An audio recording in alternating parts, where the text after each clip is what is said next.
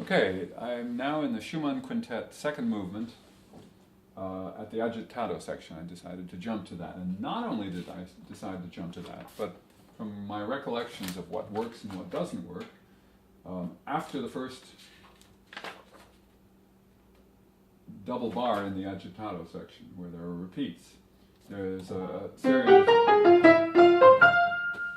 of, a few measures before the first ending. There are these big shifts where I have fingerings marked that I think work, but in rehearsal and at tempo, I didn't really feel that I trusted what I was doing.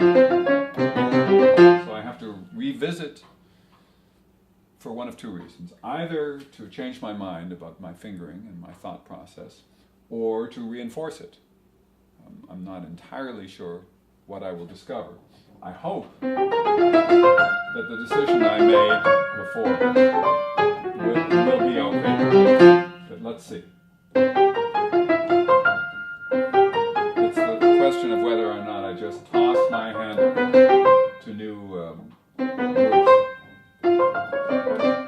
Including when I leap down here, I've been going 4, 5, and then 5 again.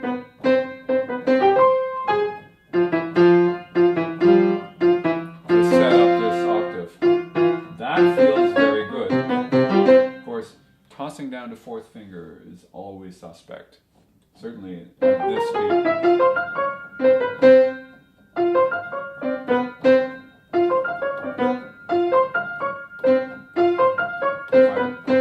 If I could go 4, 5, 4, that's not going to work.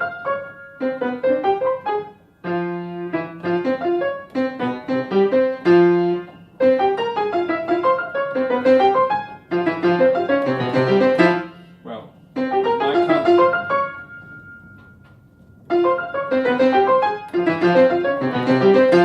if I concentrate on my left hand, it seems to do just fine.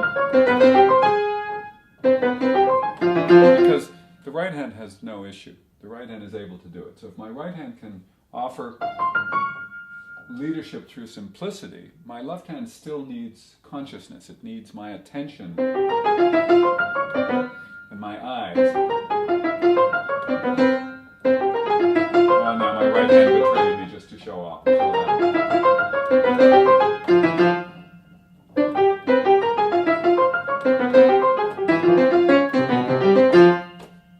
Not strange is the fact that it's much easier to play from memory. So I go to F, I go to C.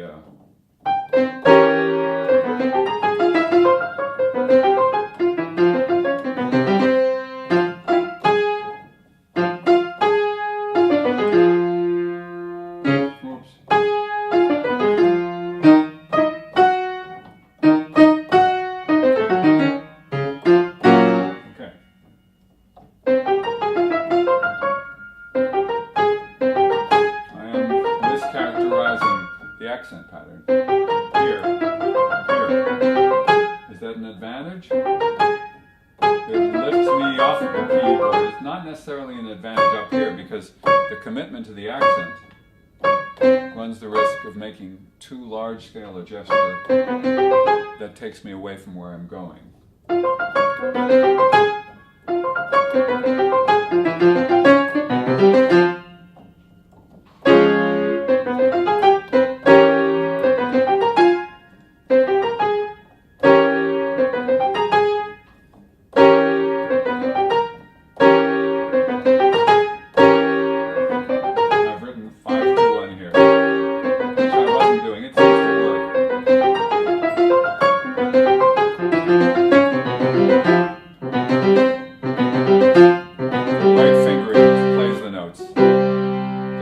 Second finger in the left hand to span a fifth at the bottom, third finger in the right hand to fan the fifth at the bottom. That distribution of fingers almost always will give you the right spacing for your chords when you have a filled in fifth like that. The reverse is true when you have a filled in fourth. 5, 3, 1, 1, 2, 5. So anyway.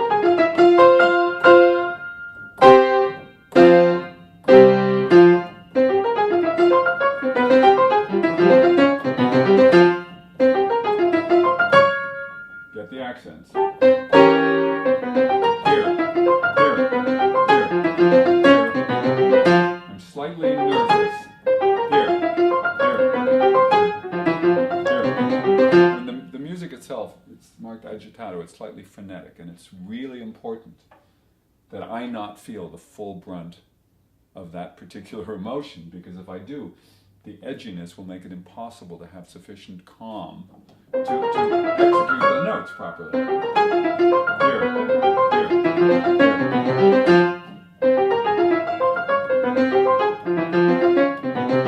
It helps, practice it like Agitato.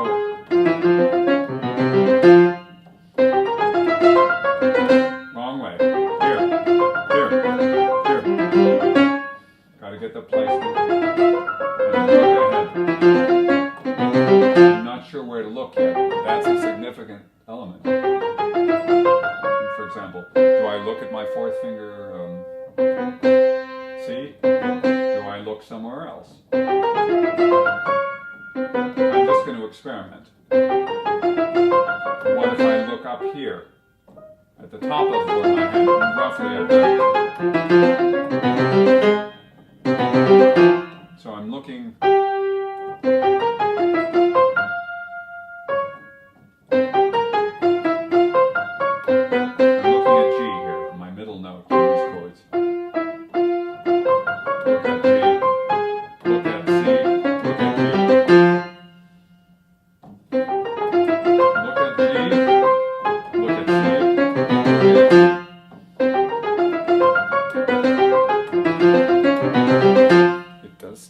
Things. It's central, it's easy, it's not, I'm not going to the extreme parts of my hand. It's usually, for me, harder to center on the fifth fingers for several reasons. It doesn't represent the core of my strength and what's easy to deliver to the keyboard. And it's also on the periphery. It's on the outside of my vision more often than not, more so than the middle of my hands, which are closer to where my eyes are. So it's always worth it to experiment, to decide on what point of focus you want your eyes to be, to choose, to give you stability. Can often make a huge difference. Okay. Having decided that I like that, I'm going to go back and start reviewing this whole passage, the Agitato. So this I know already is trouble, because the first violin and I are doubling one another, and he's cueing me. So I have to have practiced that to feel good about that. I want to be visually engaged, and I want to trust what I'm doing at the keyboard. It's not as hard as I thought. Make the overt gesture with the right hand.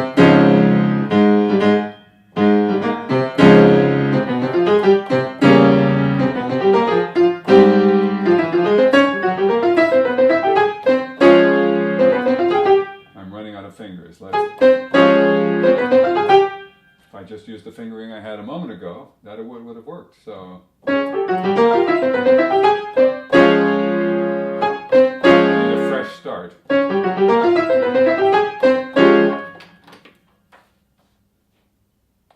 Interestingly, it goes between triplets and duplets. I have this essentially an acoustic figure. I started down here with 3 because of where my hand was. But on the return, I find the thumb so much easier for several reasons. One is it's under my hand. Now that's good enough reason. But it also is a neutral position. I'm able to get to that white note with a sense of ease. If it were even here, I might like it. But my left hand was doing that for that very reason. And certainly, the left hand would normally want to go to fifth finger, but I've chosen to go to 1 because that gives me a physically more neutral or released sense. So the right hand should have been a note greater.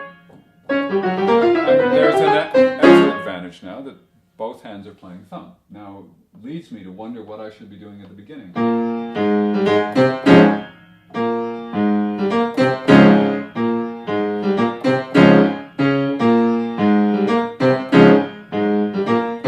It's too hard to find while not looking. Let me put it that way. So the first one I will stick with the third.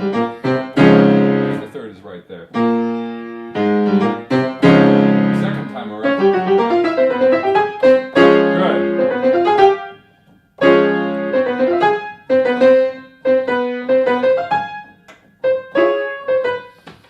I'm going to write what is obvious. 3, 2, 1 here. But for some reason I'm sometimes not remembering it. And the third is right there.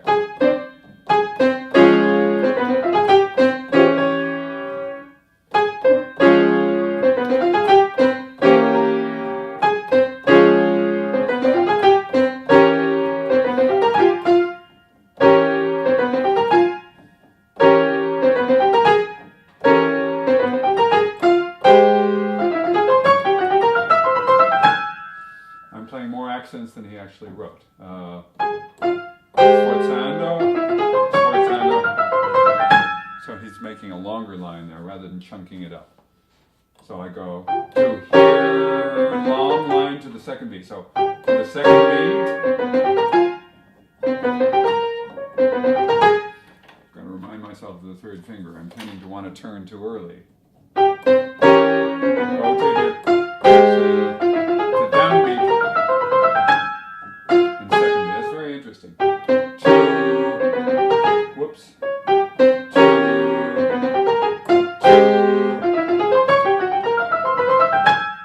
Unexpected little detail.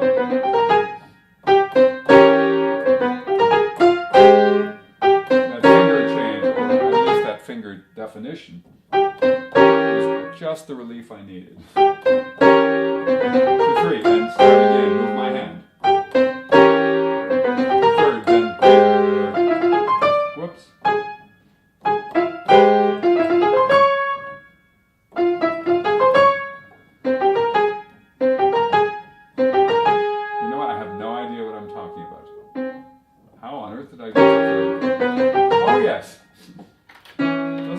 Finger taken completely out of context.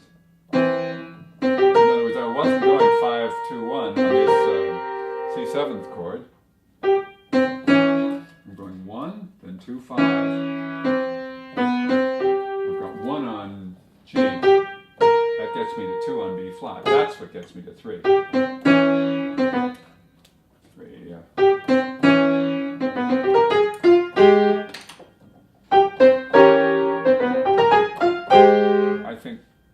Somebody should make up a joke book all about fingering for pianists, because nobody else would understand it. There's something very funny and strange about fingering. So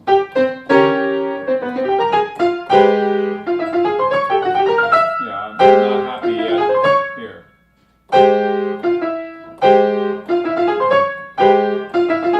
So I have to move my hand, and I have to be conscious of moving my left hand.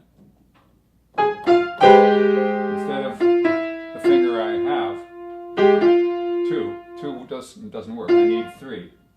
3.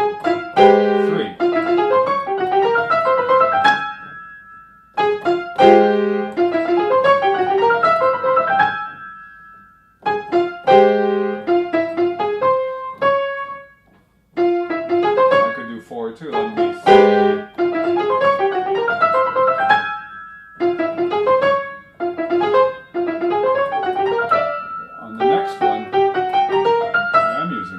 So I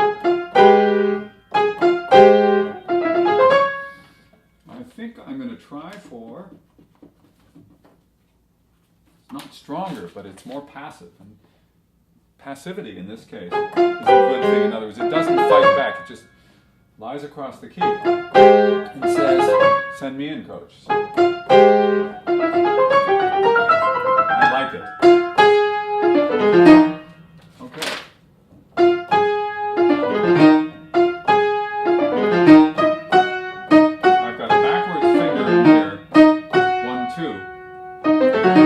Rather than 2, 1, because it sets up the arpeggio fingering. Let's see if I can remember. Yeah. So it's not exactly intuitive, but it does work. The other thing, I'm not going to continue the standard arpeggio fingering all the way down. I'm going to go 3, 2, 1. because then I get to end with ver on the bottom note. It signals the bottom, turns me back up. Yes.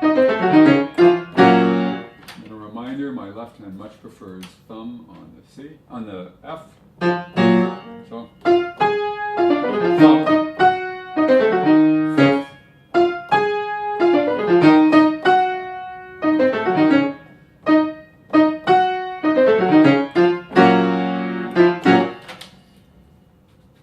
I wrote the right thing down.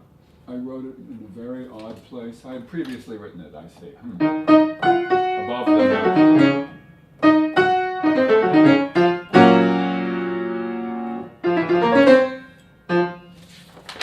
May as well revisit my original fingering. 1, 4, 3.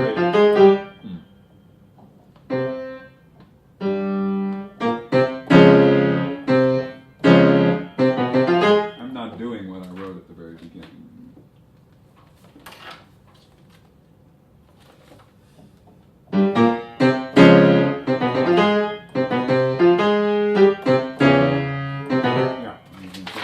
What do I do in this key? I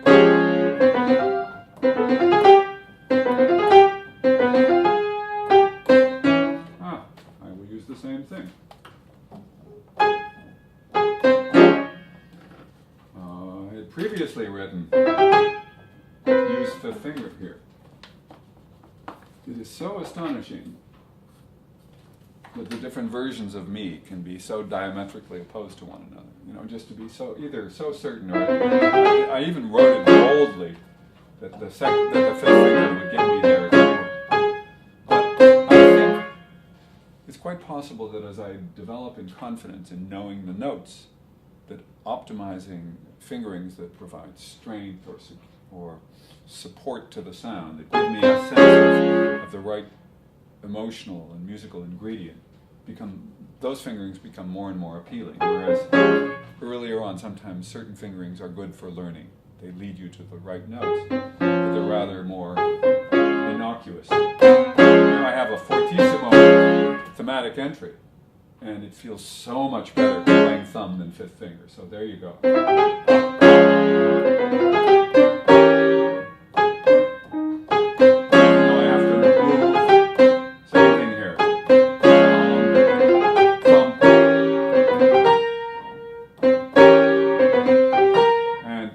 Again, it's 5-2-1.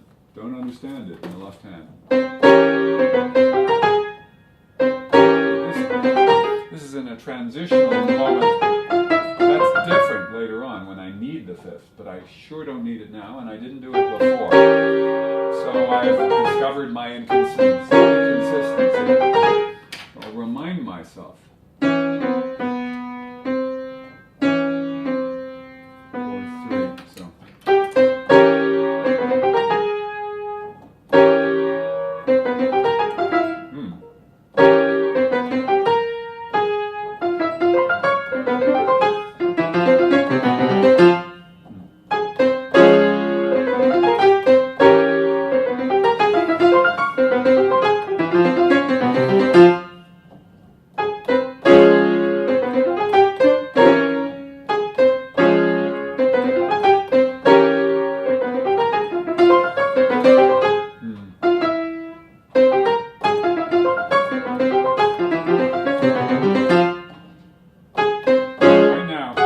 I feel good about this passage I practiced before, but less so in context. I have to get over that edginess.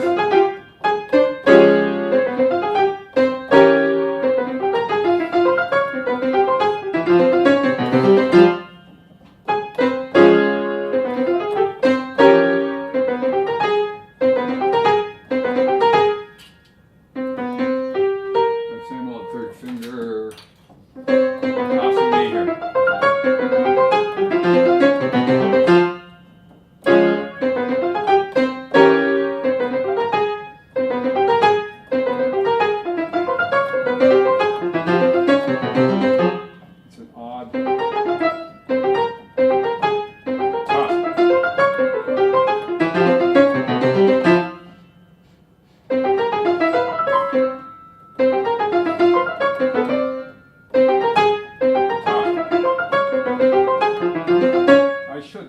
accent pattern actually is to my advantage because it lightens everything else up.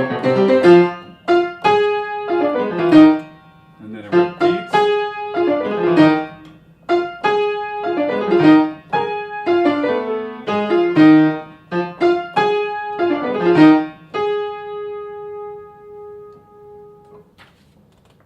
What did I do before? I guess that.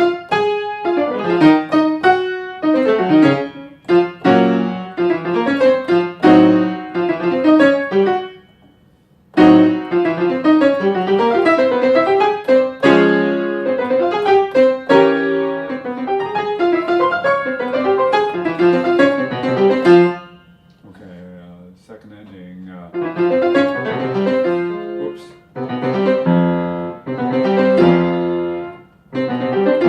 Okay, so that's, all of us arrive on that downbeat together. I have a big leap.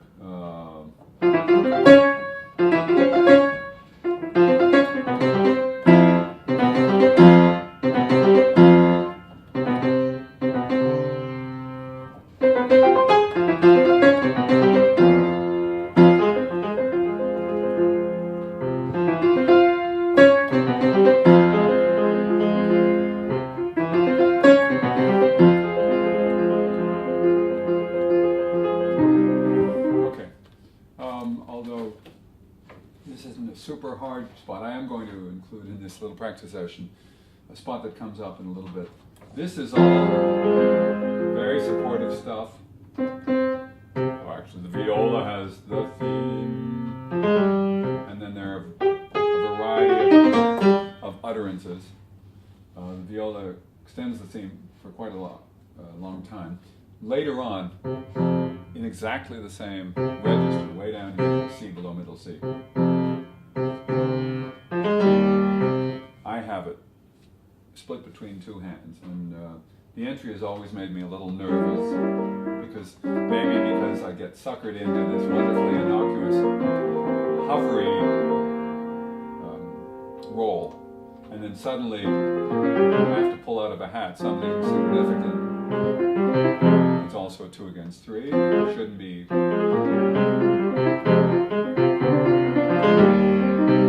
it is.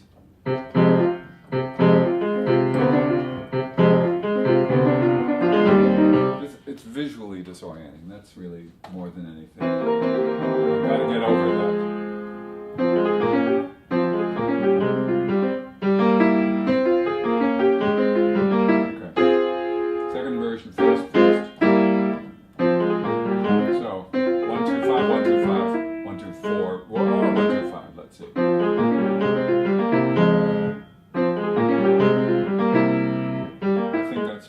I'm going to 1, 2, 5 again in my right hand. 1, 2, 5 for each of these, just to keep the thought process more passive. This is actually more comfortable. This may link better, but overall, 5 makes me happier.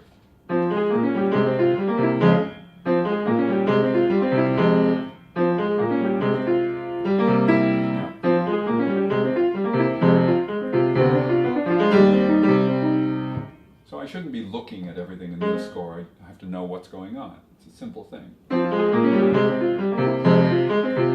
for example, this diminished chord 1, 3, 5.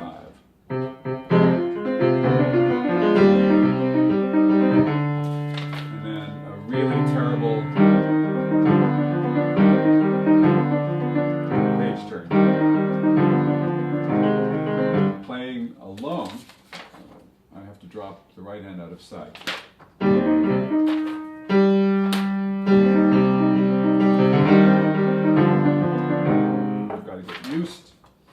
That's an important practice consideration. If you get used to always page turning for yourself, and you have to interrupt a passage, when do you get to practice the passage? So,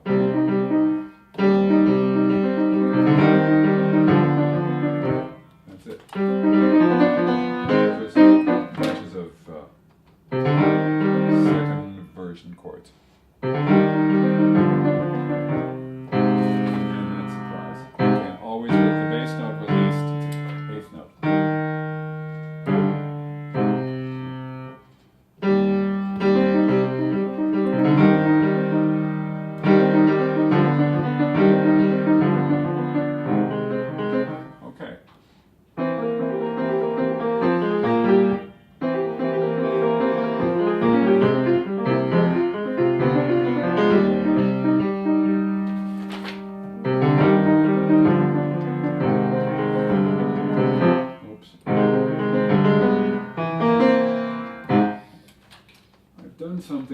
I've got before. It's a simple C7 chord.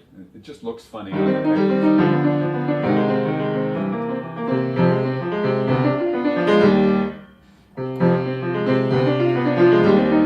I could point out to myself that the statement, the melodic statement, recurs.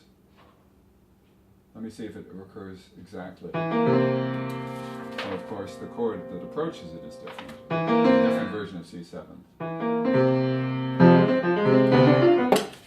And then the downbeat is different. Also a differently spelled inversion. Oh well.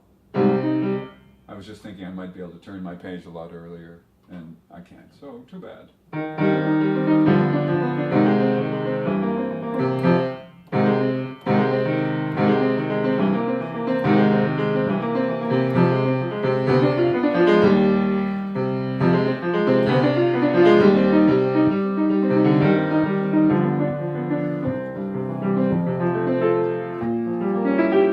Some time redividing this. It's a very passive and lovely moment.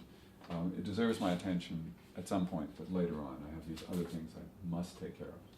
So that ends my review of the second movement Agitato section and beyond, and I'm going to move on to the 16th note section in the scherzo, and probably the A section of the scherzo in a bit.